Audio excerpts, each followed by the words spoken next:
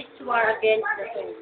12. Having your conversation honest among the Gentiles that whereas they speak against you as evildoers, they may by your good works, when they shall behold, glorify God in the day of visitation. Okay. Ikaw na. Zoe, ikaw na. Ikaw na.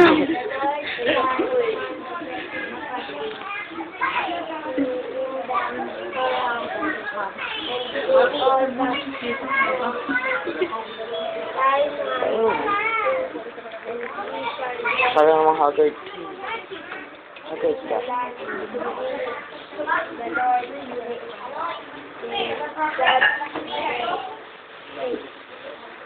Okay. Philippians 4:8.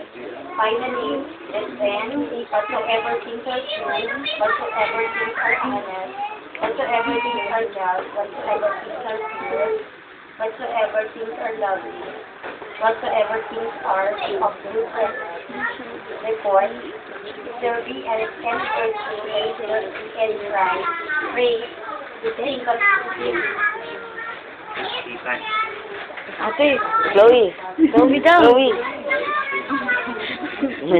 Ano ba tayo? Sikat ka, sikat. Sige na. Ayan. Sige na, kaya mo yan. Hindi ka kakagating yan. Ikaw na nga, kuya. Nahiya. Alam pa niya tayo. 2 Corinthians 9:11 to 15 and 15.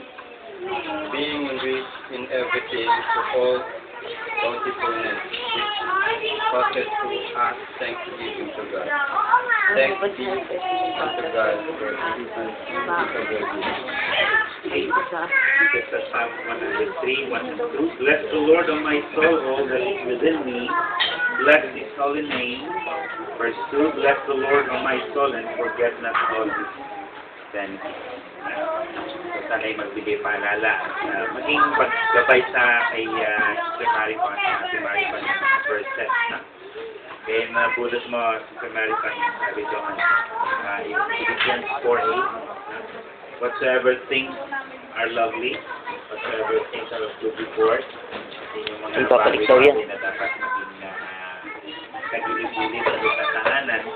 If you want blessing, ay binigay ng Panginoon yung gabay sa atin. Hindi po yung mga bagay-bagay lang. Kaya napuno yung mga bagay na ito, walang lovely things to the Lord. Maging magulo yung buhay na. So, sana'y maging katutuman. Ate Rika. So, I give this verses to you to remind ano yung mga salamat na ginawa natin. Okay, purihin po ang Panginoon. We go for the topic ng mga bata na ngayon, the birthday celebration ng mga bata.